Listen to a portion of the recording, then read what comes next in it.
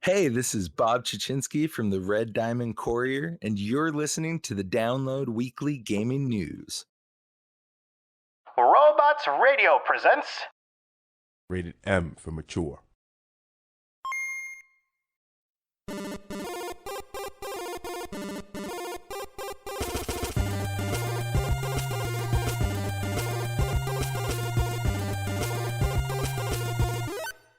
She feeling weird today, folks. Alrighty-roo now. I'm worried. She's coming to California, bringing that weirdness back. It's going to be interesting to hear how, because in my head, that sounds really deep. But I'm sure I'm going to listen to it. It's going to be like, You're listening to the Download Weekly Gaming News. I am your glorious, majestic lion of a host, Jameson. And I am your apparently very odd right now and goofy goose host, Brenna. Yeah, the goofy goofs. I like it. I love that. I love it. It's going to be a weird one today, folks. Yeah. So welcome back, episode 2 of year 2. In case you forgot or haven't listened yet, we are following a new format. We do some news, we have a guest, some fun, we do some more news, and then we're all done. We really see from this person. So this week's chat room guest is Bob from the Red Diamond Courier podcast, a Elder Scrolls Online podcast. So that's coming up after big news in gaming. Also, we are sponsored by Loot Crate now. We have a link in the description. Use the code ROBOTSRadio with the link. Otherwise, it won't work. And you get 15% off. Ordered a Loot Crate 2 weeks ago. Supposed to come like around July 4th. So I'll be opening that on stream and showing it off to you guys. Also probably give away some of the stuff too, because that's fun. Also, you probably want that many knickknacks. I want knickknacks. I just don't have anywhere to put them right now. Yeah. I have a lot of knickknacks though to begin with. Whew. This is gonna be a doozy this week. All right. Big news in gaming. Last of Us 2 came out. So, spoiler alert. If you don't want to hear about Last of Us 2, please skip forward. We're going to give all the spoilers because there's just no way you can't in reviewing this game. There's no way we can not mention them discovering the reviews. So if you don't want to listen, I would skip forward probably about 5-10 minutes. Yeah, it's a big talk. And then you could work your way backwards from there. All right. So you've been sufficiently warned. Reviews? Mixed. Reviews have been mixed. I say you can split them up into two things and then it makes it not mixed. You can split it up into the circle jerk that is all the Metacritics that have been paid and then all the people that have actually played the game, you know, the consumers that love the series. Which, you know, that's usually the way it goes when it comes to like controversial movies or TV shows, things like that. You know, the critics always lean one way and then the audience always leans another. So generally when it gets to that point, I usually assume the real score is probably somewhere in the middle because the critics are, you know, looking at it differently than most people. And then the fans are looking at it from the fan experience. So I love when I go to look up a movie and on Rotten Tomatoes, it's got like a 5%. And then on like the Google users, it's got like a 90. I'm like, what? Oh yeah. Like IMDb. Yes. It's very odd. I have to say movie critics super out of touch with what people like. But that's also kind of expected because there's some movies out there that people just flat out don't like. And even I've watched some movies and I'm like, that was phenomenal. But people are like, you know, that's a terrible movie. I'm not going to waste my time watching that. Like Jojo Rabbit. I absolutely love Jojo Rabbit. And that's not a normal, like, mainstream consumer film. That was fantastic. I cried. So, the game launched yesterday, and so all of the Sony Interactive Studios have been posting pictures and posts, congratulating Naughty Dog on releasing their game. Just general camaraderie among Sony. It came off to me as a little bit of a circle jerk because they all had like artwork, like special artwork prepared for it that they were showing off. So it's like, okay, you had this prepared. Yeah, exactly. Like this doesn't seem just natural. Some of the artwork's super cool though. I'm not gonna lie. Like that Ghost of Tsushima and Ellie one playing the guitar and the flute. That's cool. Yes, I would it get a is picture of that. very cool. But I mean, in contrast with how much the players hate this game, it does seem a little odd that everyone's kind of congratulating each other and like popping champagne and whatnot, and everyone else is like, "This game is trash." And I know Neil Druckmann has looked at the reviews because he posted a cropped picture showing that they were almost near 20,000 user reviews, but he cropped out the score. So I know he's not happy. I know he's seeing this, and so everyone's immediately writing this off as review bombing, that they have over 20,000 reviews. Did you just get food delivered? Yeah, I did. You asshole. I swear to God, so if I hear you eating that, I'm going to reach over and smack you.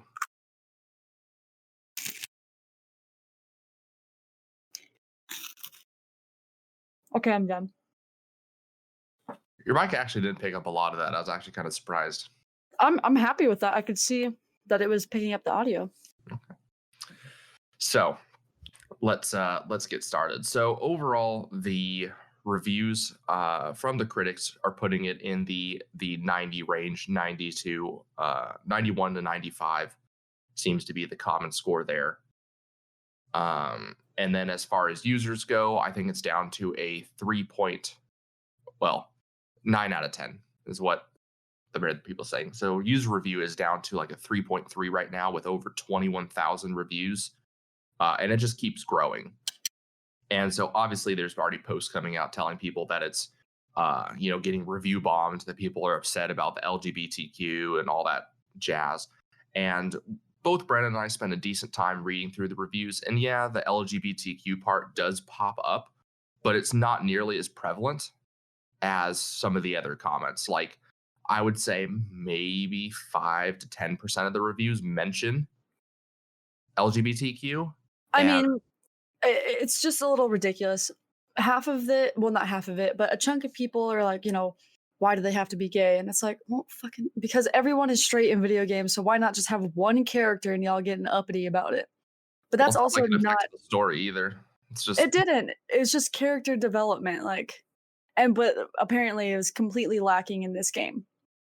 So that was the thing that I saw, at least when people were breaking it down. It was like the game is beautiful, the mechanics are fluid, the sound is great, but we hate all the characters, and I don't want to play any of them, and all of them feel like they were just thrown in for no reason. Yeah, and one thing to note too is there was a very strict review embargo on the game up until it released. That no one could post anything about it, let alone the final portions of the game were completely off limits. But so the game is marketed at being 30-hour playthroughs. So people seem upset because they're finishing the game in under 20 hours. So they're saying, where is the rest of the game? If you're telling me that the campaign, the story, is 30 hours long.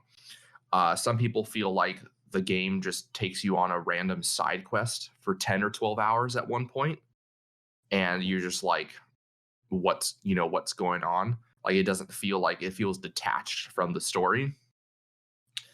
But then as Brenna said, it comes down to the writing and the characters, that they feel hollow. They don't feel as full out. Like even people were saying that Ellie just felt flat compared to the first game. And then obviously, the biggest spoilers of all is, Joel dies very early on in the game, and people are absolutely furious. And they're not so furious that he's upset because, killing off a main character can really add to plot development and character development. but you have to follow through on that, and people are feeling like they didn't. And then Ellie ends up partnering up with Joel's killer, who she spends the whole game with, that you play with, and then she just Find nothing leaves. out about them. Yeah, and there's no consequences. You learn nothing about her. And then the other thing people are upset about is you play the whole first game as Joel, and you're like, you're basically reinforcing Joel's stigma of strangers are dangerous. I don't talk to strangers. I don't deal with strangers. I go to violence almost if necessary, immediately when it comes to strangers. And then, right in the beginning of this game, he's like, oh, stranger, come and hang out with us. And then he gets killed. And so people feel that this game is just completely divergent to That's the dumbest plot I think I've ever heard. Like, how do you build up a character so much and then completely violate their morals, like, within the first second of the game? And you played the original Last of Us, so you can Yes, I have. confirm that, right? That Joel was pretty. Yeah. Neither of us have played the second one, so No. we're basing it off of what other people are saying. We do have a couple close friends that are currently playing the game right now, and so next week we're going to get their take once they finish it, and so we will come back with that and see what they say. They are all diehard Last of Us fans, so their reviews will carry some weight. But we've still seen some other people, like on Twitter, some prominent gamers that are just saying, I just can't play it anymore. Like, the story just isn't there, but also there's just such a gross amount of very surreal and realistic violence that is just physically and mentally exhausting to play, that they have to take breaks or just stop playing after a time in general. Like, they can't, bash another dog's skull in with a brick. They can't shoot another person and listen, to the sound effects or them screaming in pain. And I mean, I give credit for Naughty Dog for making a more realistic game that really enforces the setting, but also at the same time, that's going to affect players. Yeah. You got to learn to, like, balance out the violence, and it, if you're going to do that crazy make it like a cutscene, or make it every once in a while that you see a dog and that happens, you know what I mean? So that's not every single time. Apparently It becomes too much. the dogs show up all the time. That it's like almost every time you run into a group of people, they have a dog with them. And so it's like the first thing you have to do is just murder a dog. Goodbye. And no one likes hurting animals. Right? I can't imagine the sound effects. So that's all we're really going to say on it for now. Again, we will talk more on it next week. We've kind of said the big things. It's sounding like to me the real score is probably about a 5 or a 6. That everything else is there. And I feel like that's kind of being generous, just for the fact that it's like a AAA title and it looks good and it plays well. But if your whole game is based on storyline, then I don't know. Yeah, when your whole game depends on the story, that's not good to hear that this many people have issues with the story. And again, I'm sure there's probably some people just dropping negative reviews for the sake of negative reviews.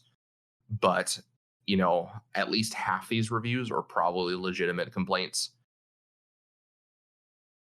So we'll see.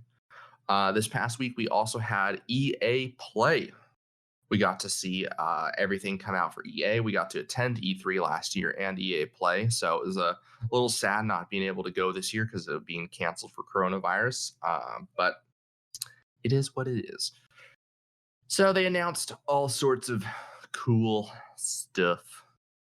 He's so underselling it right now. One of his favorite things, or things that he's been raving about, is a fighter Star Wars. And they come out with squadrons, and he's just underselling it right now. I bet you were like dying in your seat. We'll get there. So first up, Apex Legends is coming to Nintendo Switch. Most of the remaining Origin games are now coming to Steam as well, like Sims, Apex Legends. So by the end of this year, the EA Steam crossover will be officially complete. Everything on EA will be back on Steam. All future games are on Steam. So that's wonderful here. That's another launcher that I can get rid of. Master Race. I wholeheartedly agree.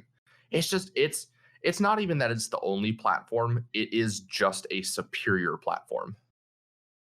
In absolutely every single way, Steam is better. It still has some I mean, things. don't get me wrong. I wish that they would fix their like mod system, because the fact that I have to go through like the weirdest menus ever to even look at them, and then they're all just like jumbled together and they're not like sectioned out. Oh my god, it drives me fucking insane. You just have to learn how to navigate them. You're just a Yeah. novice. I am not a novice. I play City Skylines and Skyrim. Between those two fucking games, I already have like 100 pages worth of mods. I need sections. They need to be broken down by game. Why aren't they? They are. Are they? Because Yeah. they're just in a fucking jumble pile. Yeah. You go to the games page and you click workshop, and Yeah, it takes in you workshop. directly to the games workshop. No, I know. I meant mine, the ones that I download. Oh, yeah. When they're downloaded, yeah, they're a mess. Thank you. Call me a They're a fucking mess. novice. No, the people's profiles and all the people's stuff is all a mess. It needs a huge revamp. So also coming to Switch will be it's different. So they're working on Sims 4, Dead Space 3, Titanfall 2. Those are all coming to Steam. Battlefield 5, all that on Steam. The creator of It Takes Two, Joseph Fares, is working on a new game, which is I guess it is his new game. It's called It Takes Two, but it's a co-op action adventure platformer where you play as a young child coming to terms with their parents' divorce. It's a very pretty looking game. Like it's not something that I would play, but it's very artsy, very pretty. It does look good, and he's made good games in the past. So I mean, it sounds kind of like a wholesome game, something that could help maybe a kid that is going through that sort of situation. So it seems like a two-parter, and I kind of like the idea of that. Yeah. Like therapy without going to therapy. Yeah. They also announced Lost in Random, which is like this weird looking like Tim Burton Alice in Wonderland game where the player teams up with a dice to defeat a world that is terrorized by chaos. It's got some third person melee and a little bit of shooting, but it's a little odd looking. It's got some Coraline vibes, that kind of claymation style. We also got a lot of see weird games coming out lately, like weird plot lines, but I'm okay with it. Yeah. No one cares about FIFA or Madden.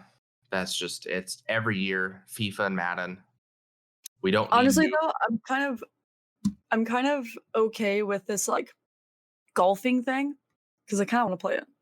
Doesn't they release like a golf one, right? I didn't see a golf one. Oh, really? All right, I'm gonna have to look it up. No. They also announced that for next gen consoles, they have Battlefield 6 coming next year. Need for Speed. Why are they still making Need for Speed games? I do not know. It's pretty much the gaming genre is pretty much dominated by Forza for Xbox, Gran Turismo for PlayStation, and then if you're more of a hardcore racer, there's F1, Project Cars, Dirt, to get you there. Your mic's muted just in case you didn't know. Okay. Additionally, they got this new game called Rocket Arena, which I'm kind of like unsure about, but it's basically like a third-person shooter, like rocket jumping Quake kind of fighting game. Comes out in July. It's kind of unusual looking. I don't know how well it will do. These weird arena shooters tend to be pretty hit or miss. Yeah, and I blame things like Rocket League and like super like weird sort of like that roller rink game. I don't know. Those like one-off ones that kind of start to do well, and then people start to make this weird mashup sort of title. And it never really, because it's bringing too many aspects from different types of games, so it never really goes well. Yeah. Additionally, Motive announced that they're working on a brand new IP. We're not sure what it's going to be yet, but they say it's a highly ambitious new game that puts power and creativity in your hands. It looks like it's going to be some sort of third-person platformer. I swear to God, every time someone says that, every time a new game is coming out, it's like, we put it in your hands. It's massive and creative and powerful. Raw. Like, bro, it's a side scroller. Can you calm the fuck down? And then additionally, it has been announced after probably like a decade. Skate 4 is getting made. It's entering development, so it's still many years away, but people know it's coming now, and that's all it takes for a lot of people. I've actually been playing Skate 3 a lot the past few months. And so I'm excited to see what 4 will be like. Graphics will be better.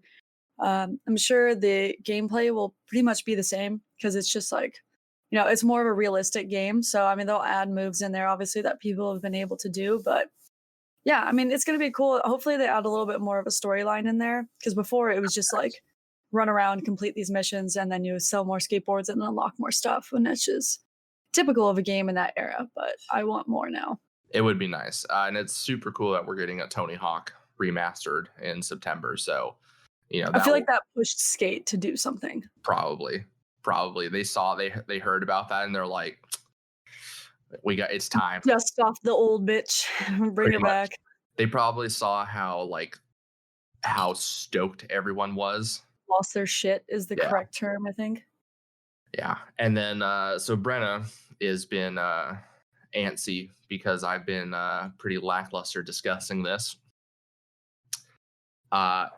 The new Star Wars game has been announced, coming from Motive. So Motive before worked on the Battlefront 2 campaign. That they were responsible for doing the whole campaign, which was received okay. Like it was not bad, but it was not great. And so they are making a new Star Wars game called Star Wars Squadrons. We mentioned that. I think we mentioned it last week. We've mentioned it the past few weeks, to be honest.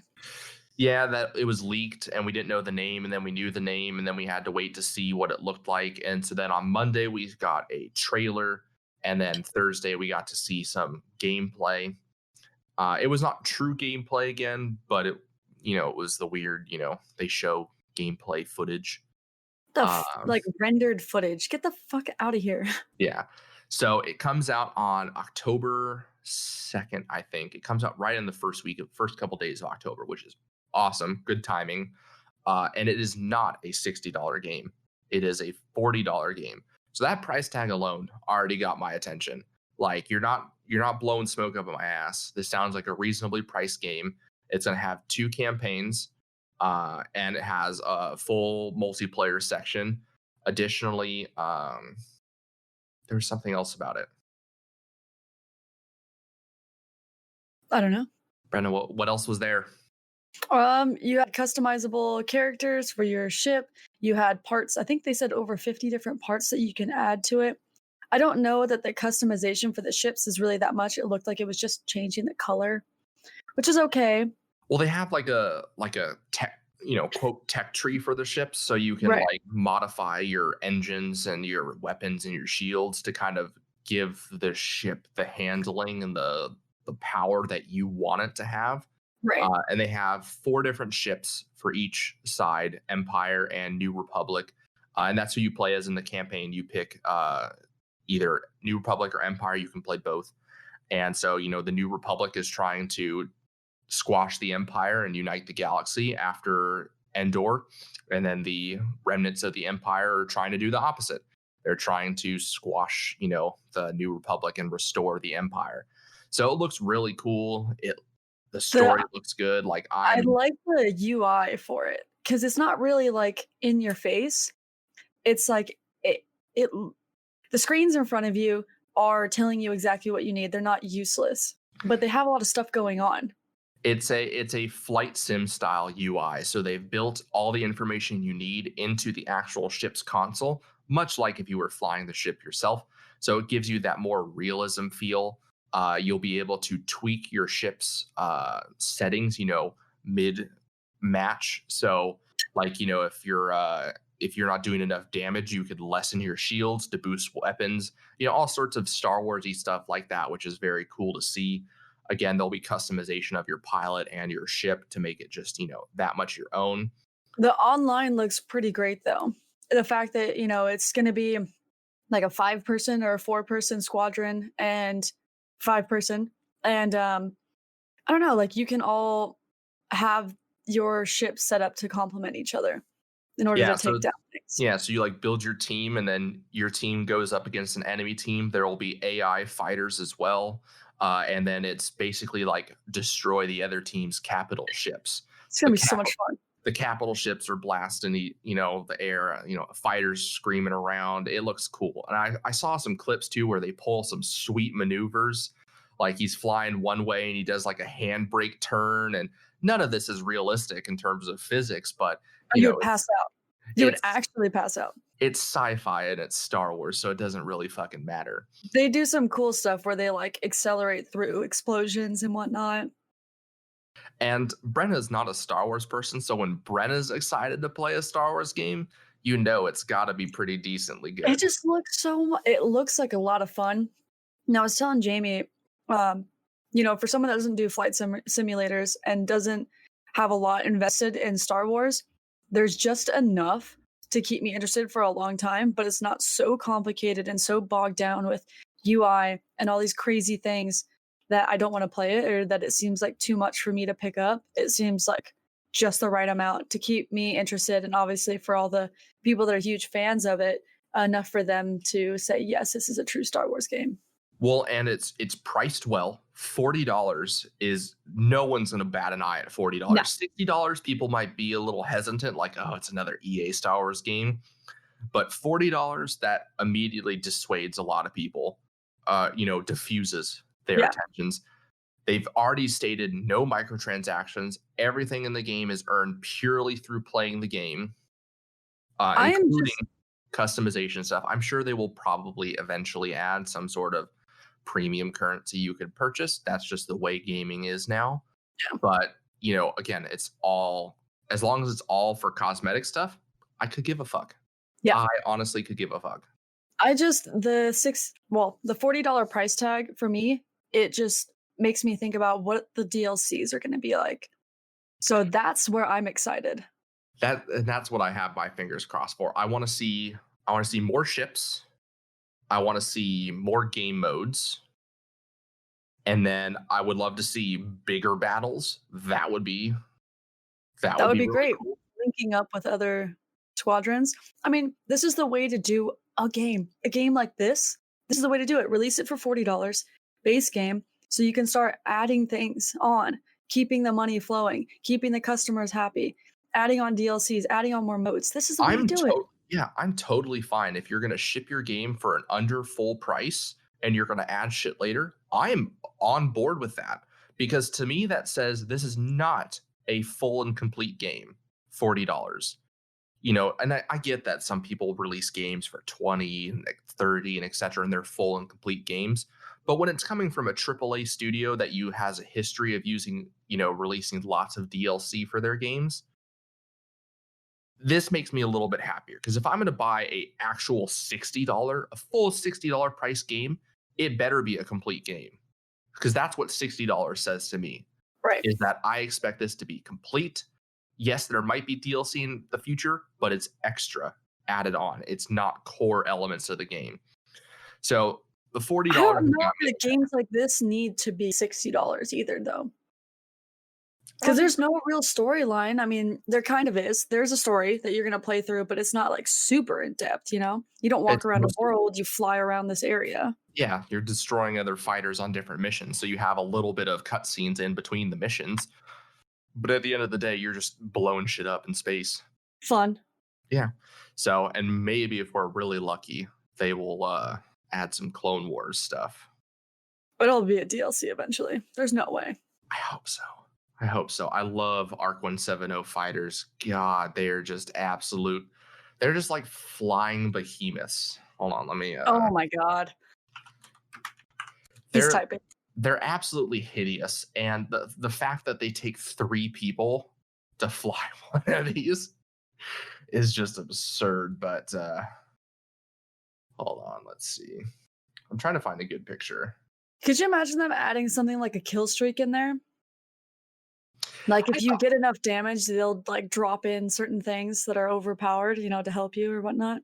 I thought about that, and they didn't show any hero ships, so I'm actually like, okay. I'm honestly happy that it is just a strictly regular, like fighter based game. Hmm. Look in the goose nest. Oh, we'll look in the goose nest. So The weirdest looking thing. that's in an attack position. So the little wings fold down to be flat, like if you're going for speed, but it has a pilot in the front, like a bomber or someone in the middle, and then it has a tail gunner. Like it's a behemoth of a fighter. But yeah, so I would love to see that, but I'm pretty happy with what they have so far.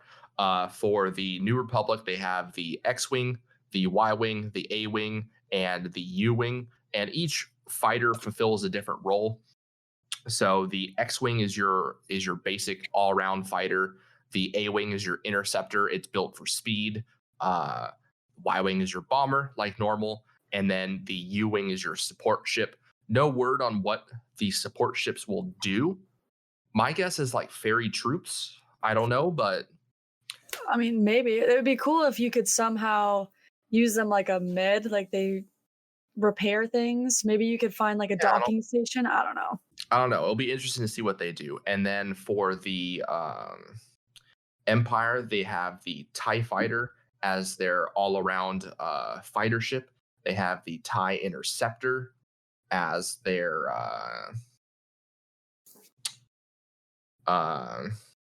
interceptor. I don't know why I was struggling with that. Why is it so? Yeah. They have the TIE bomber as their bomber. Empire named it so well. And then they have the TIE Reaper, which is their support ship / attack lander. So that's what makes me think like you're going to use the support ships to like land troops in the enemy's That would ship. be sick. So who knows? We'll see. But yeah, it looks good. The graphics are pretty. Yeah. Looks good. So up next, unfortunately, Cyberpunk has been delayed. It's been pushed back from its September 17th release date to November 19th. Sad days. I lost a piece of my soul when I saw this. Yeah, it made me sad too because basically they said last time when they delayed it, they said the game's pretty much done. We just need more time to polish. Well, this time they specifically stated the game is 100% done. They have completed everything in development for the game. However, they still do not think it is up to snuff with the amount of content in the game that they want to spend additional time fixing bugs, balancing mechanics, and just applying general polish. Give me this fucking game, God. Yeah, and it's extra salt on the wounds because like the last like month and a half, they've been doing a countdown, like the number of days till Timer, Cyberpunk. yeah. And then they had to rewind the timer back like 60 days, and people were like, That hurts so bad. so at the end of the day, a delayed game is eventually good. A rushed game is never good. So Give me this game. I guarantee you is already okay. I'm fine with the patch here and there. I want it now, and I don't mind if there's a few patches in the next 3 months. Give me the game. Give me it. it'll be good, and it spreads it out a little bit better, so it will make the fall a little bit easier in terms of like release dates. Like there's already quite a bit of things in September, and You know what drives me nuts is I don't need it to be printed. I don't need it to be, put on a disc. I don't need that. Just release it out. You can do that for me. Just release it. so with that, we are going to log into the chat room and have a discussion with Bob from the Red Diamond Courier.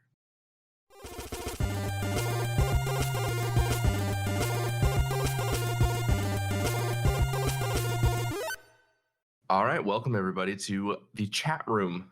In this week's episode, we are joined by Bob from the Red Diamond Courier podcast, which is a Elder Scrolls Online podcast. Welcome, Bob. Hey, thanks, man. Thanks for having me. Great to be here. Yeah, glad you could stumble out of bed for us. Yeah, doing our best over here. It's quarantine, it's lockdown. You got to do what you can when you can. Exactly, man. So, morning, it's all good. We're here. Yeah, we're getting it done. So we're gonna dive right on it. So Elder Scrolls is obviously your thing. MMOs, RPGs, that's your big focus. So we kind of tailored this week's topic to that. Cool. So when it comes to games, replayability is a huge deal. People always want to be able to go back, try new things, new builds, etc. So with that in mind, what is some of the oddest or funniest playthroughs you've ever done in a RPG or Elder Scrolls game? Oh, man. So I started with Oblivion, Oh. and yeah, right. A purist. Yeah, that's the way to go. I mean, some would say Morrowind was more of a purist than that, but I was Yeah. too young, I guess. So I haven't really done like a tremendous amount of playthroughs. I'm more of like, I start the one, character, and I'm just like, I need to do literally everything in the game on this one character. That's how I But do it. yeah, right. But lately, actually, I've gone back into Oblivion, and I've always watched, it's my friends, but lately, people on Twitch, etc., just making goofball characters and messing around and having fun. So I've always kind of wanted to do that. So now I have this dude with like bright blue hair and this like, odd slender looking face. And it's just like, it fits Oblivion perfectly, honestly, if take in Very the rest nice. of the NPCs looks. So yeah, I'm having fun with that, and just running around smacking people with a sword and still also being a necromancer. So Oh, That's there nice. you go. There you Yeah, go. I distinctly remember mine finishing the campaign and everything and being completely bored and deciding to turn into a werewolf and kill literally everyone in the area and ended up killing like everyone that could have given him a quest.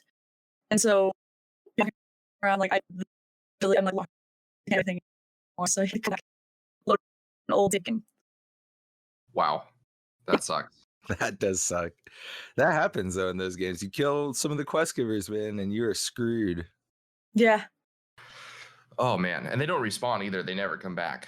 But Yeah. I know there's a couple. I know there's a couple you can never kill. Like just some of them where just they would go into that little weird crouch phase, and then they would just sit there for a little bit, and then they just come back and just start beating on you again. Yeah, I know for sure like Skyrim got a little better with that, but Oblivion was pretty unforgiving, man. It's just Yeah. like you can kill whoever you want. And I know Morrowind, like if you kill certain NPCs, it's just like, all right, the game's over. Like you ruined it. Yeah. So for me, Skyrim was my first Elder Scrolls game, and it was my first real RPG. It was also my first console, Xbox 360. And so I always took it pretty seriously when I played, and I'm a big fan of archery, so I went with like a very hardcore like archer build, and I did like the whole like Dark Brotherhood quest line to get the Nightingale armor. So I just rolled around in that like a super edgelord, doing that. But as I've gained more over the years, I start to mess around a little bit. So I played Terra for a while, and in Terra, I was this cute little chubby like raccoon. It's not cute. It was very weedy and gross, and it disturbed me to my core. You're thinking of the rabbit girl. This was the raccoon. I was an actual raccoon, and I chose the berserker class.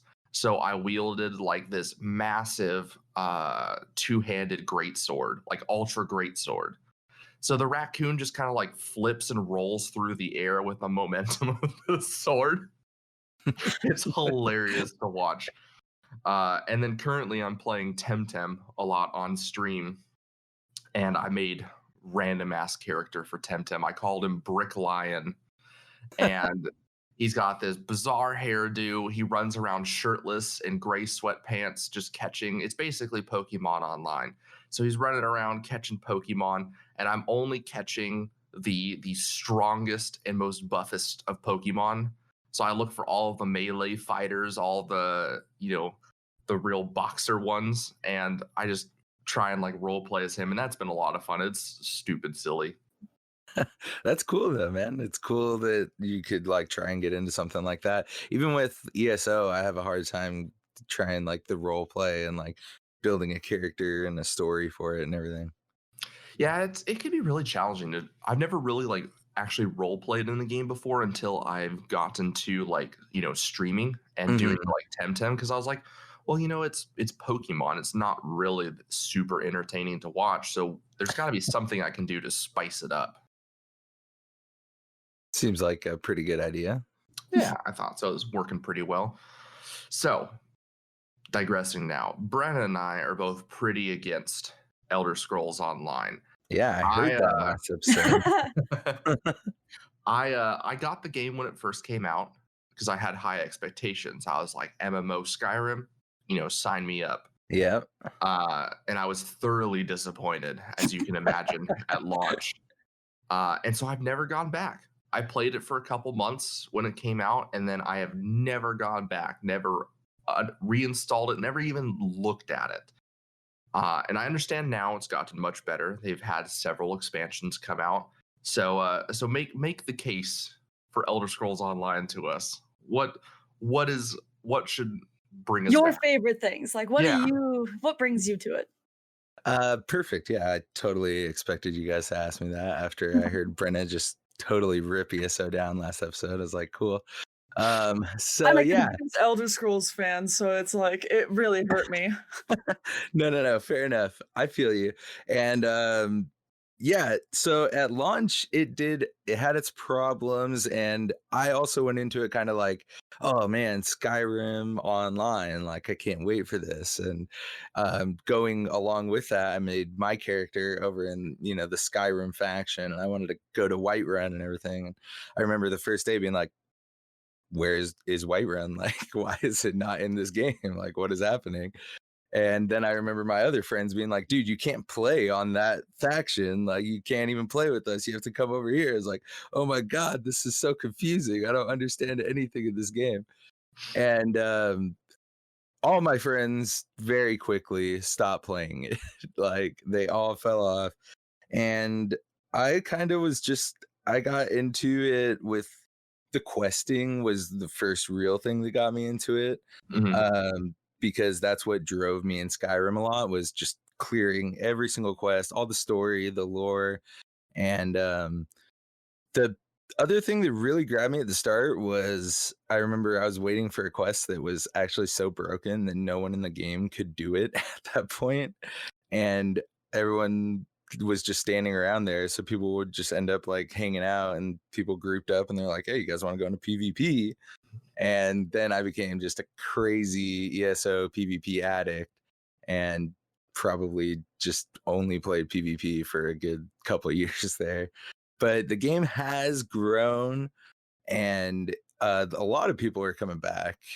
But if I was going to make an argument, especially to like people who already like the Elder Scrolls universe, to really find something that you could latch onto in ESO, or something that you could really enjoy, is the universe there itself of Tamriel is so huge now, and it goes beyond a lot of what you could do in the single player games, even just like the regions and everything. So if you read some lore in Skyrim about Valenwood or High Rock, or the Durrani Tower, these are all things that you could go physically adventure in ESO in Tamriel. So I mean, the lore is constantly growing in front of you, and as someone who has like gotten super into the lore recently, I've been like, wow, I never even realized how much of the universe really is there for you to go explore, and you to really like the quests for each region are very culture based for every race, and now they have stuff like antiquities where you could get stuff that is like specific to regions. So it really drives you to adventure the whole world. And I guess the one thing that might still turn people off that are still super into like the single player games is the MMO side of it. But I mean, turn off text chat and just pretend all those other guys are just weirdos in the world, running around too. We have Yeah, weirdos in our world too, right? yeah, I guess that's You're one not way to wrong. look at it. We have Yeah. a whole state. We have a whole state of weirdos. It's called Florida. So I guess I have a personal question. As someone who's been talking to obviously all these people that are playing, big Bethesda fans, which I am too, and have been playing ESO a lot. If I go back to it, is Greymore even like worth? Because it's a playable or a purchasable, right? Yeah, it's Yeah. the newest chapter, so it's Right. generally around like $30 or $40. So if I understand this correctly, Elder Scrolls Online itself is free to play, but you just have to buy the expansions, correct? Not necessarily, no. It never has gotten to the point where it's fully free to play. I think the base game, if you're going on Steam, is probably like $10, $15 now, and that probably comes with like Morrowind and maybe Somerset even at this point. So it gives you some of the previous chapters along with it, but there is still an initial price for the base game. Okay. Is but there's Morrowind worth it? That's what I was thinking. Morrowind is definitely awesome. Like I said, I never played it. Sorry, I meant to Greymore? say Greymore. Yeah, because Yeah. honestly, Greymore got like shoved down my throat. I don't know how Instagram had like so many slots for it, but I swear it was like every other scroll I saw, it was Greymore. Yeah. Just as far as like looking at it as going back to kind of Skyrim and like just the zone aesthetic and everything, it's really kind of blew me out of the water because I was not like, yeah, Skyrim, I can't wait to go back. I was like, okay, cool. Yeah, I've been to Solitude a billion times. Let's go back there. But it really looks good. And even today, not today, but last night, after I'd been out, like I was doing antiquities and a bunch of other zones, and then I finished it off in Skyrim, and I got back there and just like it looks so fresh and good, and it's clearly the newest zone, so it's gonna look graphically the best, but it just really hits you with like the Skyrim feel. And there's areas like Dragon Bridge and Solitude and Morthal, and it all like you really take it in, and it's been a lot of fun just to go back through and do that kind of stuff. And I don't even really like, I'm not super into the vampire lord thing, but getting to fight them has been really cool. So Yeah, I remember when Skyrim released that vampire pack, and I was like, this is not fun to play, like at all. Are you So, kidding me? I love the vampire pack. I loved all the Dawn Guard stuff and the vampires gear, and I love the recruiting of armored trolls that you could just have just an armored troll. the armored follow you. trolls were cool. I can't lie about that. It was way better than any other pet in any video game. Like, come on, you got dogs. I have an armored troll, sir. I mean, honestly, though, the mods that came out eventually, where you could have like a bear playing a banjo following you constantly, Thomas or the like Tank Engine. Thomas the Tank Engine was also in there. Those are all good stuff. Okay, you piqued my interest. I'm as soon as we're done with this, I'm probably gonna look it up on Steam. I have to go. The tough part though is because I got the disc copy, so I have to figure out like, where's my product and stuff, or where's my account login. I think I got it on PlayStation like a million years ago. So I have it on all the platforms now because I'm just insane. I don't know. Well, I'm sure you're probably a part of all sorts of groups, and my guess is it probably doesn't have crossplay, so you bounce between. It doesn't. Yeah, you probably bounce between the different groups. But that's cool. That's cool. One of the things I remember that always sticks out of my mind of how bad it was at launch was that it was infected with hackers. And the hackers would run around under the world mining all the resources. And so I'd be doing like, I'm big into crafting. So I'm always like, well, I want to go and, do blacksmithing, let's make some cool armor and weapons and stuff. So, I'm running around trying to find, little things to craft. And you see one, you run up to it, and then it disappears. And it's like, Right. What the hell?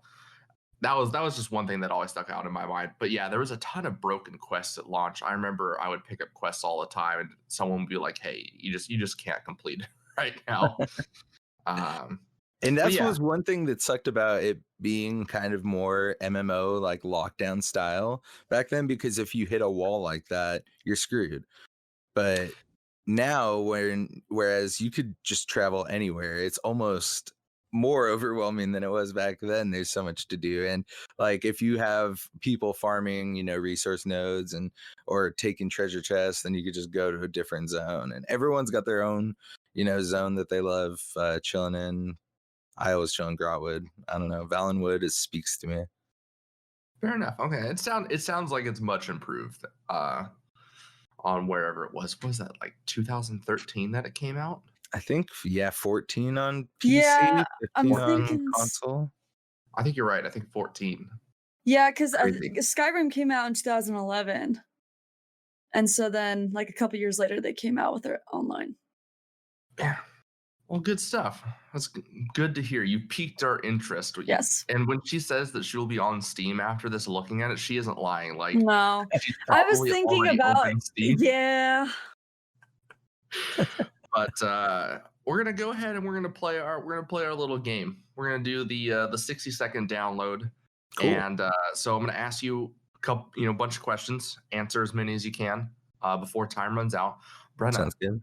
can we actually have a 60-second timer this time? I got it this time. How many did had Brian answer last week? Am I trying to beat him? Is there a DL crown that I'm trying to get? Ooh, You know we what? should do that. You know what? We might design a little crown. I like that. There you go. I like that. All right. Depending on your answers, we'll score you at the end. Fair enough. We're right, completely biased too, so be careful. What did you even set it to last time? Did you set it to 16 seconds? 30. I set it to 30, like an idiot. All right. Okay. 60 seconds. All right. You're on Count the me clock. down. 3, 2, 1, and go. What is your favorite childhood game? Oh man. Let's go with Pokemon. Pokemon, that's a classic. That's a good one. This is a loaded question. What's your favorite current game? Oh man, loaded. Definitely Elder Scrolls Online. Okay. Do you have another game that you like to play as well? I guess if I had to say an off game right now, would probably be Animal Crossing. Oof, good choice. Good choice. Your go-to gaming snack and drink. That I'm pretty classic gamer. That's gonna be like Doritos and Mountain Dew, no doubt. There you go. What is your gaming character crush? Oh man. I heard you guys asked Brian this one last week, and I was like, God, I don't even know who I would answer, but I think I'm gonna have to go with Serana because she still holds a special place in my heart. And that is time. Oh, wow. We didn't even get very far off. No, both of you guys are like so casual, and you're like, oh, that's great. Oh, really? You too? Well, that's real fantastic. I was like, I thought this was like a Family Feud type situation. It's supposed to be. I should probably do the questions, to be honest, because you'll just like chat it up. I know. I'm a chatty Cathy. I don't know. I think we got as far as he did in the 30 seconds last week. Yeah, definitely. I think so too. I'll ask you a couple more though. Console or PC? I am a console boy for sure, all the way. But Fail. I did Fail. build a new badass PC here a couple weeks ago. So well, then I have a secondary, AMD or Intel. AMD. All right, then you've redeemed yourself. Good man. There we go. Yeah. Follow up on that. RBG, RGB, or no RGB? Oh, definitely RGB, dude. Okay. All right. Do you run the full rainbow unicorn vomit? So the one of the cooler fans here was rainbow for a while, but I finally got it to normal blue. I'm going for like blue and orange. Those are my colors. Very nice. But the RAM is still rainbow, and I hate it. I have this like huge grand idea of doing matte black, rose gold, and white. Ooh, nice, nice. Yeah. Orange and black are more of my colors, but I need to do a Orange, new. there you go, I man. need to do a new build. All right, and then one last question, or two more actually. Your favorite gaming system of all time?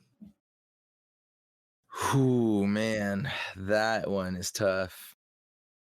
I think I might have to go with. Oh man, that's really tough. I probably will have to go with the Xbox 360, but the Sega Dreamcast also is one of my all-time faves. The Nintendo 64 holds a special place in my heart, but I would probably go 360 as well. I have so many memories from gaming on a 360. Same. You Yeah, know what my same. random one is the PSP.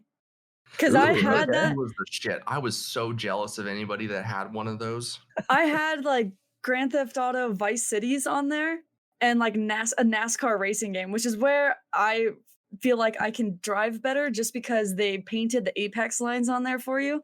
So now I take corners like no other. NASCAR is what it's all about, just saying. All right. One last question. Who is your favorite content creator right now? Whether it's like podcasts, streams, YouTube, someone that you really speaks to you and you really like to go and watch their stuff or listen. Man, there's a lot I could go with. I'll probably go with there's this one ESO content creator, SayNoToRage, and he streams on Twitch, does build videos and like all that stuff. And one thing I really like about his content is that whereas there are some of the like really top tier content creators, a lot of their stuff, a lot of their builds are very similar.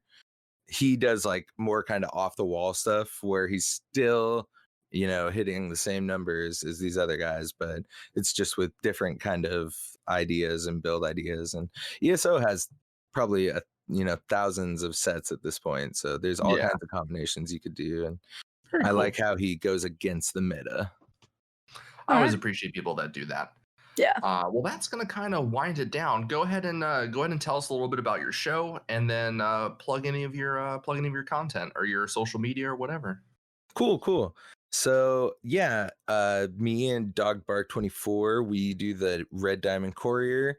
It is all about Elder Scrolls Online, and we go through different zones and trials, dungeons, all that kind of stuff, giving you all the information you can need to go into those things and be a total badass and get everything that you need to do done.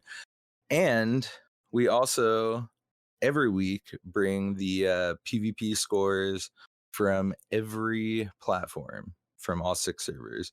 So if you want to know where your faction stands in the War of Cyrodiil, then we are definitely the show for you to come hang out and check out. And also me and Dog have been playing I've been playing since drop. Dog's been playing for like 3 years. So we try to bring as much information as we can and a lot of veteran knowledge. Very cool. And then where are you social media wise? I know you stream on Twitch. We follow each other. All that. Yeah, we both hit affiliate like almost the same day.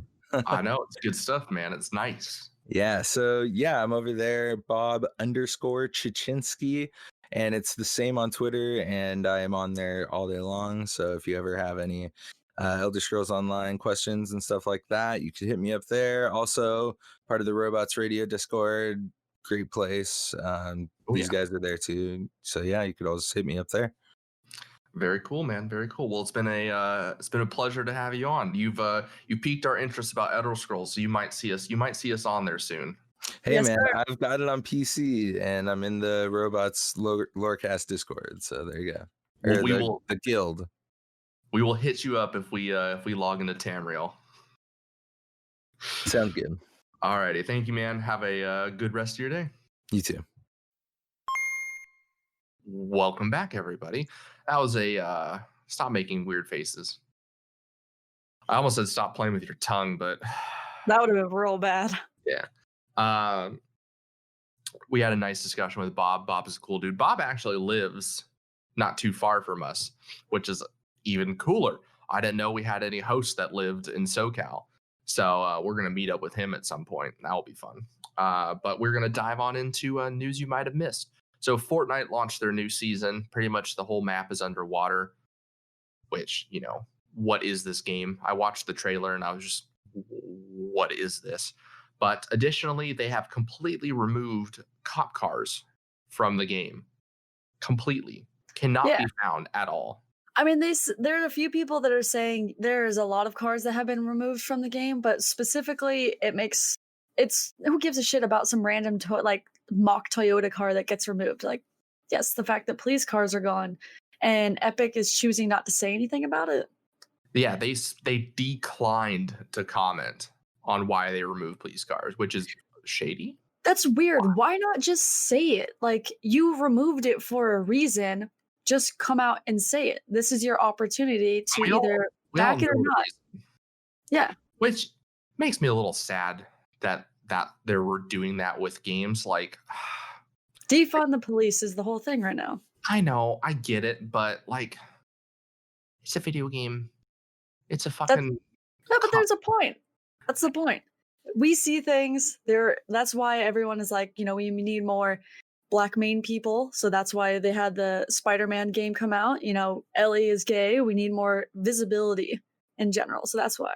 I know, but it's fun in games to be goofy and ride around in cop cars with the sirens. Come on, you can't tell me the sirens aren't fun. And then beat the shit out of strippers. This isn't GTA. You do that in GTA. You do a lot of things in GTA. Let's be honest. There's a lot of shit happens. PG of all of them. Seriously. Makes me think of Hardline. Do you remember Battlefield Hardline? Yes. Roll around in the cop cars. I had a stupid amount of fun. You're just driving in this black SUV, sirens blazing, and the in-car stereo is just blasting that song like whoop, whoop, the sound of the police. So you're just racing around the map and then you just like roll up on a building and your whole squad jumps out and it's the sound of the beast. And you're like, oh my God, this is so cool. It's too fun. So I get it, but it's the world sucks. It really does sometimes. That's really all you need to say at certain points. No one can be happy. No one can be happy. No. The only true happiness is death. That's the great mediator. We went real dark real quick. Edgelord over here. Riot has partnered with LGBTQ company It Gets Better Project. Also, I have a real problem with that name. It Gets Better Project? Yeah. What's your problem with the name? What? Like, It Gets Better? I don't know that I necessarily like that for like a LGBTQ million letters after this plus movement. I don't know. It's just a weird name. It Gets Better. That's like something that your friend that doesn't know what's going on tells you. Well, they're trying to be positive, you know, high suicide rates and everything. That's like what you'd say. It gets better. That's the whole point. They're trying to impact youth and instill hope. Okay, calm down over here. I'm just reading what it says. That is their mission. It is an organization for making a global impact for LGBTQIA+ youth and instilling hope through storytelling. Yes. I really don't like all the extra letters. Like, I love how this is a whole story about Riot and LGBTQ, and then we can't just stop talking about the letters. We have this conversation every time we talk about it. The community is just getting out of hand. It's too many letters. Too many letters. Need to get rid of the people that are doing it because it's trendy. But, you know. We had the plus before. Yeah, we added more. The plus meant everything. That meant everyone. You can't keep adding letters and then the plus. It's redundant. Anyways, okay, we're done with this. But also, screw you, Riot, because you have so many things against you. Like, you just settled cases about like abuse of women in your workplace, and you're like, we support the gays. No, you don't. Yeah, it's coming from Riot. It's a PR stunt. It's not. And it's not impure. There's no pure intentions here, unfortunately. their digital Pride experience, did you see what they were running? It's the stupidest shit I think I've seen in my life. Yeah. 2 p.m., they're going to do a fitness hour? What? Self-expression through cosplay at 3 p.m. With a DIY challenge. Music hour with KDA and True Damage at 4 p.m. And then at 5 p.m., a game night hosted by writers on It Gets Better's Twitch channel. These are just things that none of them are promoting anything. None of them are. I'm going to have to watch it to see, but what? Yeah. Look, it's down at the bottom, down near the bottom below the right thing. It says LGBTQ plus young people. They left off the IA.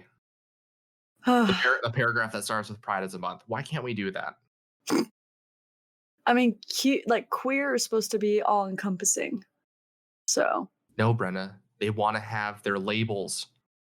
They want to be labeled. Yes. They want to be put in boxes and defined. But there's so many different ways. Oh, and you know what? Never mind. We don't need to go into sociological things that go on with that. It's just funny to me that a movement that's all about undefining themselves from, societal norms is literally just redefining themselves. Well, everything is made up as a social contract, so none of this actually really truly matters. I know, because death is the greatest adventure. Oh my god, I swear to Additionally, Kingdom Hearts is getting a new game called Melody of Memory, and it is a rhythm music game. Nobody asked. Nobody asked. Nobody. But probably one of the most exciting things to see is we're getting fucking Pokemon Snap 2, motherfuckers. I'm ready to take some pictures of some goddamn Pokemon. It looks really pretty. It does. I love all the games that people are super excited about, like Temten, Pokemon Snap, Animal Crossing, which are like these like goofy cartoon games that were probably targeted for like kids. And everyone's like, fuck yeah, Temtem. Released on Nintendo 64 in 1999, Pokemon Snap is a photo safari spin-off of the monster collecting RPG. So now we get a new one. My question is, when are we going to get a new Pokemon Stadium? I want to do some Pokemon battles in an arena. I know. I want more of like a storyline, I think. I want them to do like a full RPG. That'd be so cool. Like a full customizable character, full customizable everything. Like you can change the color of your Pokeballs, the way that your belts are set up, the way that your Pokedex looks. Like I want a fully immersive world. I think we're working that way. I think with the most recent one, we're working there, but it's not fast enough. No. And why drag it out? We're gonna eat up every little crumb that they give us. I know. And the fact that people keep buying Pokemon year after year when it's basically just the same game with a slightly new skin, it makes me sad. Pokemon could be so much better. Yeah. But it is still Pokemon, So good. You know what I thought? I've been practicing drawing Pokemon style. I was gonna draw versions of you and me as trainers. Fantastic. And then I was gonna give myself a Growlithe as my Pokemon, Okay. Big cat. So what was mine gonna be? Swanna. I know exactly what it is. It's got like a million heads, doesn't it? No. I'm gonna link it to you. It's like an angry fucking looking swan. Like I spent so much time trying to think about a Pokemon for you.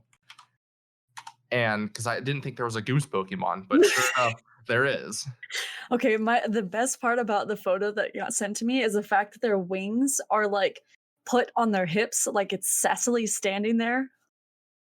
And then look, it's got like the multicolored feathers, so you can tell that it's feminine. Like it's good. That bitch is pissed. That's you. That'll be your Pokemon. I think so. I'll stand next to it in the same pose. Oh, yes. With the hands on the hips. Yes. It'll be fantastic.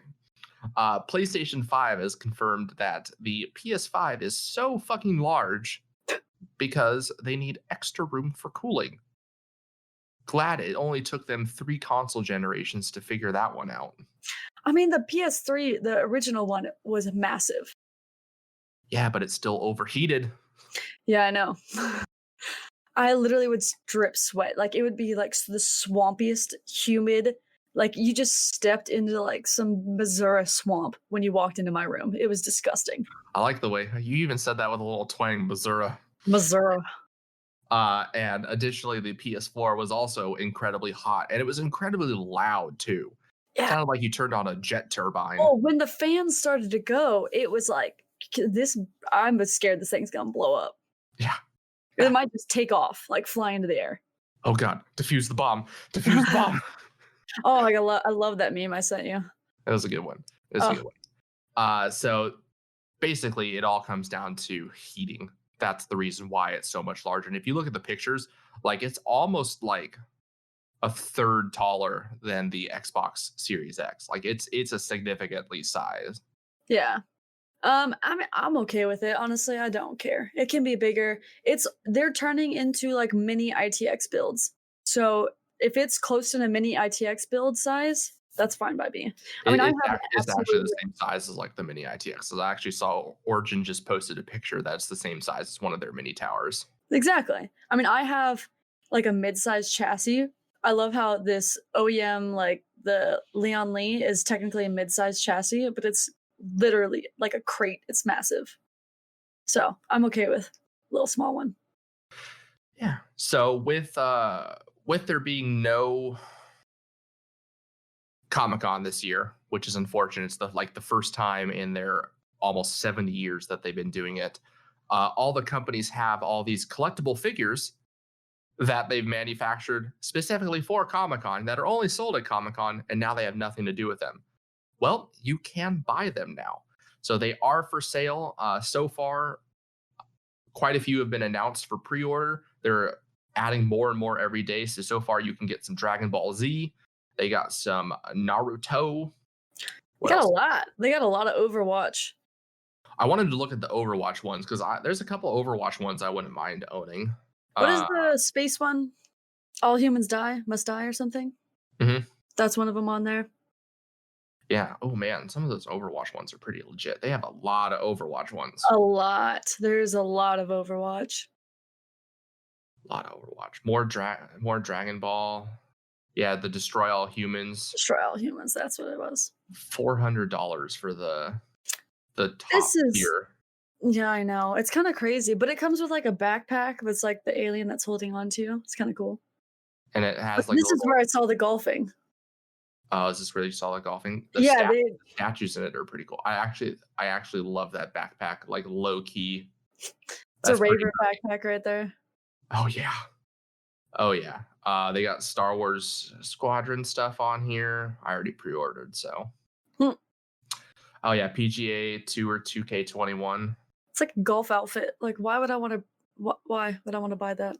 It's actually nice to see that they're bringing back a new golf game because EA canceled their golf series, so it's nice that someone's picking it up because golf games are actually kind of fun. Like they're kind of fun. Like Jamie and I have been playing golf with friends, and granted, this is a much goofier game, and I love that we will just I go really hard because it's just fun and hilarious, and we definitely start cussing at each other more than we have in any other game. But I'm totally gonna play PGA Tour. Like, not gonna lie. I'll play that too. Are you kidding me? It'd be cool if we do like a online where I versus you. Yeah, they can.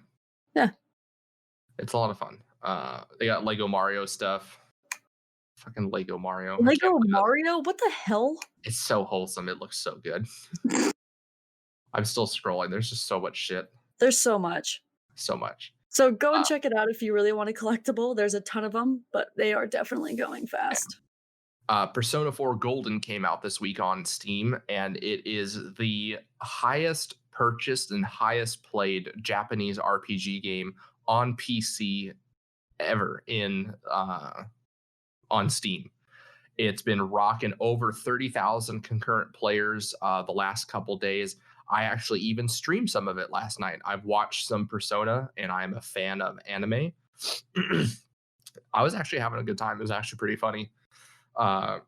It's very, God, voice. Jesus. Yeah. Clear it out. It's very Japanese. But that's part of the reason why I love it. It's funny. What So Japan does high school cringe so well. they do. So well. Like, I love watching like the high school slice of life shows, and just everything just Isn't really there relates. like a dueling anime where they're in high school and it's just hilarious. Where they have like cards they duel with, I think. I actually just watched that. It's It's hilarious. hold on. That one's so weird. It It is super weird. was really odd to watch, but it was good. I watched both seasons. Yeah. Let me go and find it. What's it? It's Kakegurui. Yep, Kakegurui. Yeah, it's the whole premise is it's a high school where you establish your rank in the school through gambling. Yeah. God, some of it is so good. It's so good. So, question for you. I am a gamer. That is not even a quarter of a weeb. Would I like and be able to play Persona 4 Golden? It's a visual novel first and foremost. So it's a lot of talking and just sitting there clicking through talking. So you have to like watching anime to like Persona. But there's still like gameplay elements. But I was having a blast playing it on stream last night. It was silly. It was fun. It ultimately comes down to the story, and the Persona games tell a good story. Like, I played it for 2 hours and it felt like nothing. So I look forward to playing more of that. Yes, so I think you might enjoy it. I do have an anime that I want you to watch with me at some point. It's called RE Life. And there's this whole trend with these RE shows, but it's like you die and you get a new life somewhere else, usually in a fantasy world. There was one show that started it, and then everyone jumped on this bandwagon. But this one, the feels. Okay. This one is like it. The premise of the show is they find people who are struggling in their life, like in their late 20s, early 30s. And they're like, they've realized that it's because of something that happened to them in high school. So they give them High school again. They give them a pill that turns them into high school kids, but they have all their memories and experiences growing up. And so it gives them like a second chance. Then they roll them in high school, and it gives them like a second chance to go through high school and try and improve themselves for when they become an adult again and go back. It was good. It was really good. And then lastly, on a sad and unfortunate note, last night I was browsing Twitter, and all of a sudden people were posting left and right about this guy, SayNoToRage or Lono. And people were posting about interactions with him that they felt like they were, sexually harassed, or I don't think anyone ever went as far to say assaulted, but just lots and lots of harassment and like almost like stalkerish vibes. And there's a whole article that this one woman wrote, and she wrote all of her experiences, and she even, told him not to contact again. And people have been coming out left and right. Games have been distancing themselves from him, saying that they're no longer going to interact with him. He's lost sponsorships. He made a statement with his wife. He recorded it with his wife sitting next to him, wrote it down, and he said he wrote it down so it would sound more genuine and he could get all his thoughts collected, which, at the same time, that's like what a normal human does.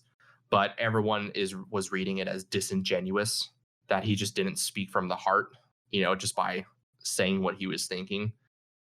He since deleted it. It's no longer up, so people have been reposting it. So it's devolving quite fast. But bottom line, and this is a huge problem throughout gaming. Brenna and I have Brenna's seen it, experienced it firsthand, but I have just seen it when we've played games together online sometimes. You guys just need to fucking get a hold of yourselves. Like, Yeah. seriously. It's like half the internet has never encountered a woman before, Apparently not. and they don't know how to act, so they act like absolute monkeys, like buffoons. Yeah, it's just, and I find content funny sometimes when I'm watching, like, Soviet Womble or some of these other, like, content creators. You're a very good sport about it. Well, yeah, and it's like they do it a lot on stream, and it's funny, people laugh at it, so then these 10-year-olds pick it up, and everyone else does it, and then it just keeps happening, and I don't know. It's kind of dumb, honestly, at this point. It's like, like, really? Like, kitchen jokes?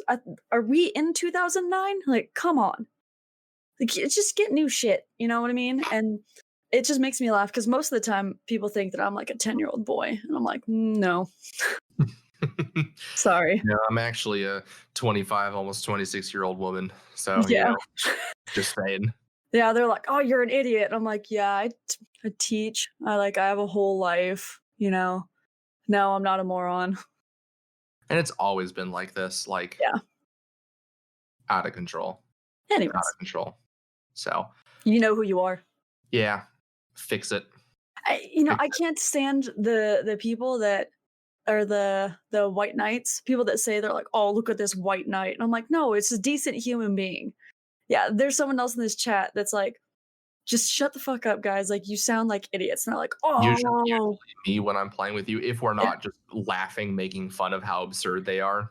I usually go for that route. Is just like laughing and playing along and just making them look completely stupid. Which we usually have more fun because then we start recording and they just like that one kid we played with on Siege. We got him like 3 matches in a row. How? I don't know, but he was losing it. Catatonic screeching. Oh, good God. And it was very, very minimal prodding. Like he was already on the He edge. was primed and ready to go. Like, someone had ate his dino nuggets and he was really pissed. Seriously.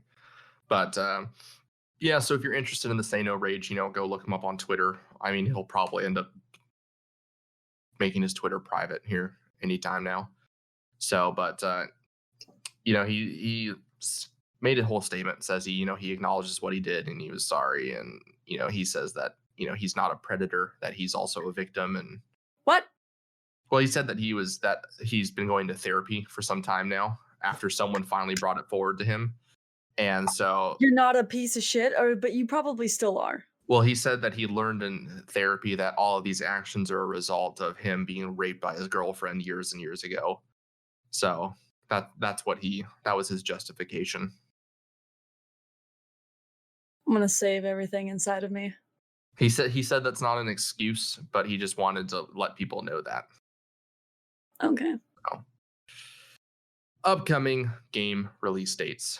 This week we had the EA reveal. We had Darius Cosmic Collection Arcade and Console, Elder Scrolls Online for Stadia, Curious Expedition, Fortnite Chapter 2 Season 3, Pokemon Sword and Shield Isle of Armor, a Namco Museum Archives Volume 1 and 2, EA Play, Detroit Become Human, Heavy Rain Beyond Two Souls on Steam, Last of Us 2, and next week we have the Borderlands 3 Bounty of Blood DLC and the Control Foundation DLC.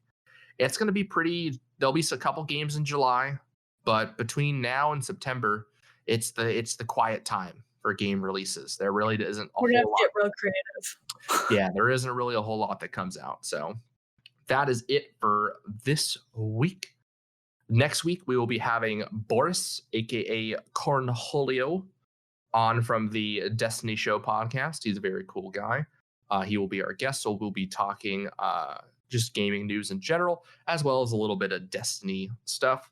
Additionally, we are going to be releasing a E3 reflection episode where we kind of look back at what was announced at E3 last year and what panned out, what happened. And that will release later this month because I'm going to be gone for a week. So that will release one of the weeks I'm gone because, I won't be able to record. So Hidden Blade trailer also dropped on Friday. So if you are a huge fan of Assassin's Creed or lore podcasts, go check that out. We're also on Twitter at Hidden Blade Pod. Can you stop doing things with your legs? I'm so inflexible. Put your foot down. And so that's about it. Thank you guys for listening to the show. As always, please continue to share it with your friends. And if you really want to help us out, the biggest thing that you could do is tell a friend and leave a review on Apple Podcasts. Or give us money. That alone makes us huge. Now, the money is a non-issue. But to those of you that do give us money, we thank you very much. I will be messaging you this week, asking you to confirm your shipping addresses. So the first week of July, when I get back, everything should arrive, and I will start shipping out Patreon stuff. Exciting. Yay. Website's almost done. So that's also great news. I'm just trying to tweak the store. Jamie has his mental health back with all that. So thank you to those who support us on Patreon: Patches Play Games, Dr. Brandroid, Durka, Poolfire93, Miller, Cyber Shorty, and Old Stray Dog. And thank you to all those who support me on the stream, all of you subscribers. There's about 14 or 15 of you now. I don't have the list in front of me, but I will eventually. So thank you to those who support me through that. And you can follow the podcast on your preferred listening platform. Like I said before, please drop a review if you can. And you can follow us on social media to keep up with all the latest that's happening. We're on Instagram, Twitter, and Facebook at DL Gaming News. And then if you want to follow us individually on Instagram, I am at DL_Jameson. And I am at DL_Mother Goose. And just so you know, we might change the Instagram from DL Gaming to Goosecat, just because we don't really use the Instagram and we can kind of use it to promote everything instead of just DL Gaming. So just keep an eye out for that. Don't delete us if you see it change. And with that, good luck and have fun, everybody. And remember, keep your goose loose. I'm Bob. And I'm Brad. We're lifelong friends. And the hosts of the Film and Whiskey Podcast. This is the show where each week we review a classic movie and a glass of whiskey. That's right. Every week we go in depth on a well-known movie while sampling the best from the world of scotch, bourbon, and more. Because nothing goes better with strong opinion than equally strong liquor. Bob's a movie nerd. Brad's an average Joe. But together, we give fresh insights and hot takes on the world of movies and spirits. So check out the Film and Whiskey Podcast. Part of the Robots Radio Network. Myth is a podcast about the very soul of humanity.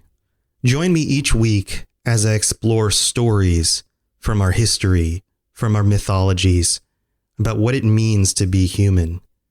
I'm your host, Tom, and Myth is available on every podcatcher, anywhere. And if you're familiar with any of my other work, then you might realize that Myth is like a lorecast, but for humans. Join me each week on Myth.